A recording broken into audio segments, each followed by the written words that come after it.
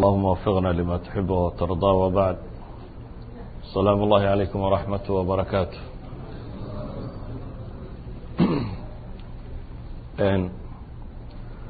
waxaan isku dayi doonaa daris kooban in sha allahu tacaala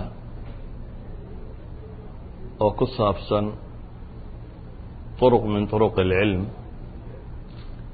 siiba masalada la yidhahdo alqiraa'a,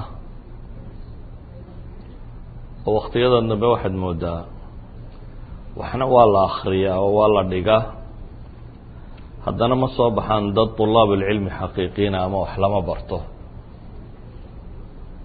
aqoontii meelaha lagu waday cilmi dhagood bay dhaafi weyday, wuxuu dadku dhagahan ka dhagaysto. marka waxaan rabaa inaan waxoogaa soo bandhigo ku saabsiisan salafi اlumma ama ummaddii muslimiinta ahayd culamadeedii iyo dadkeedii hore, iyo bal siduu ahaan jiray wax akhriskooda ama wax akhriska say u qiimeyn jireen ama say uga faa'iideyn jireen, oo aynu barbar dhigno wadcigan casriga ee maanta lagu nool yahay iyo sida dadku ay u isticmaaleen, siiba dadka muslimiinta ama caalamulislaami. ugu horreyn waxaynu naqaanaa qur-aanka ilaahay subxaana wa tacaala wixii ugu horeeyey uu soo dejiyey, say culamaa ilxadiis tilmaamayaan awal maa nazl oo qur-aana waxay ku tilmaamaan gaaru lxiraa markuu ku jiray inay kusoo degtay suuradda iqra bismi rabbika aladii khalaq. ilaahay uu nebi moxamed leeyay calayhi الsalaatu wasalaam iqra bismi rabbik, akri la leeyay nebi moxamed calayhi الsalaatu wasalaam. qur-aanka iyo waxyiga iyo waxaa lagu soo dejiyey akri, bal xaal aad kaalmaysanayso ama ku bilaabanayso isimka rabbiga, ama akri adigoo magaca rabbiga ku akrinaya, yani idankiisa adigoo ku akrinaya, rabbi subxaanaه wa tacaala uu ku wakiishay. ama akri ilaahay magaciisa laftiisa akri. saddexda tafsiir baa sheekh catiya salim fii adwaaءi اlbayaan uu saaraya. ayan kaanat shanta aayadood ee ugu horeysa ilaahay subxaanaه wa tacaala laba goor buu ereyga iqra'a soo celiyey. iqra bismi rabbika aladii khalaq, khalaqa اlinsaana min calaq, iqra warabuka alakram, aladii callama biاlqalm callama اlinsaana ma lam yaclam. saddex shay baa rabbi subxaanaه wa tacaala halkan uu ku tilmaamaya. mid waa masalaة اlqiraa'a oo la soo celceliyey, oo ilaahay leeyahy subxaanaه wa tacaala marka hore iqra bismi rabbika aladii khalaq, khalaqa اlinsaana min calaq. mar kale la leeyahay iqra warabuka alakram. mar saddexaad la leeyahay aladii callama biاlqalm callama اlinsaana ma lam yaclam. laba shay oo kale oo cilmiga ilaahay subxaanaه wa tacaala ugu mano sheeganaya dadka, iyo inuu qalamka baray inay wax ku qoraan.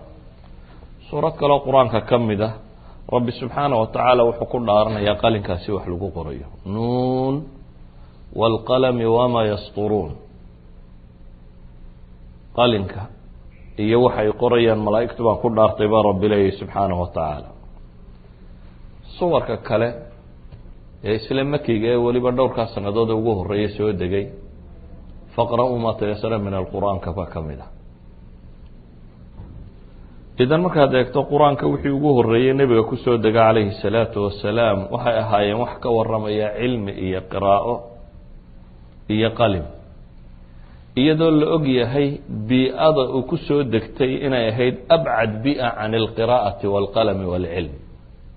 nebigu calayhi الsalaatu wasalaam dadkii uu la noolaa iyo bulshadii uu ka dhashay waxay dhahdeen min mucjizaat bay ka mid tahay in ummad aan qalinku qiimo ugu fadhinin oo cilmigu qiimo ugu fadhinin oo jaahiliye ku dhex nool, waxa koowaadee loo sheega uu noqdo qalimka iyo wax qorkiisa looga waramo.